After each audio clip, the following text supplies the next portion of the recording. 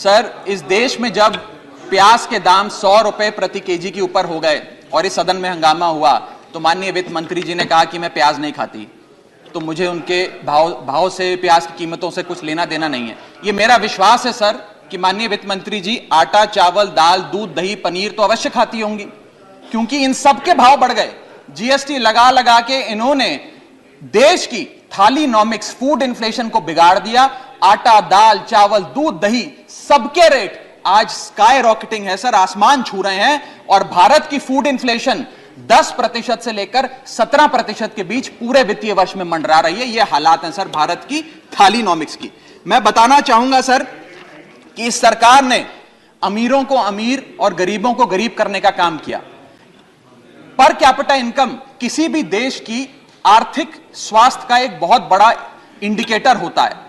भारत की per capita income वित्तीय वर्ष 2021 में सर 9,160 रुपए से गिर गई, यानी कि हर व्यक्ति की औसतन कमाई 9,160 रुपए गिराने का काम किया। यानी कि आमदनी 98, खर्चा रुपया, यह सरकार ने करके हम सबको दिया है सर। तीसरी बड़ी बीमारी जो भारत की अर्थव्यवस्था को लगी हुई है वो है आर्थिक सुधार का झांसा, the hoax of economic recovery.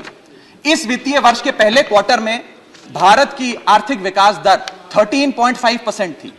दूसरा क्वार्टर आते आते, जिसे फेस्टिवल क्वार्टर कहते हैं, जिसमें बड़े बड़े त्योहार आते हैं, जिसमें खपत भी बढ़ती है, उत्पादन भी बढ़ता है, मांग भी बढ़ती है, उस क्वार्टर में आर्थिक विकास दर 13.5% क्वार्टर 1 के मुकाबले गिरकर 6.3% पे आ गई सर, यानी कि आधी हो गई। और एक बड़ी बीमारी जो भारत की अर्थव्यवस्था को लगी है वो है द डेट क्राइसिस। भारत सरकार की देनदारी, भारत सरकार पे चढ़ा बहुत बड़ा कर्ज।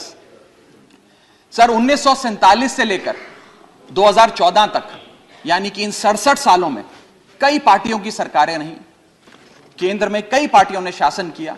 इन 67 सालों में तमाम पार्टियों की सरकारों ने मिलकर कुल कर्जा 55 लाख करोड़ का लिया था।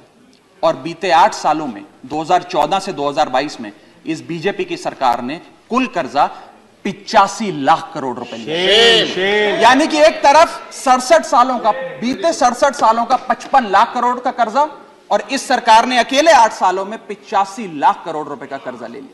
मैं पूछना चाहता हूं इनसे कि ये तो मुफ्त की रेवड़ी भी नहीं बांटते, ये तो मुफ्त की रेवड़ी में भी विश्वास नहीं रखते, तो फिर इनका कर्जा इतना कैसे बढ़ता जा रहा है? ये पैसा जा कहां रहा है, किसकी जेब में जा रहा है?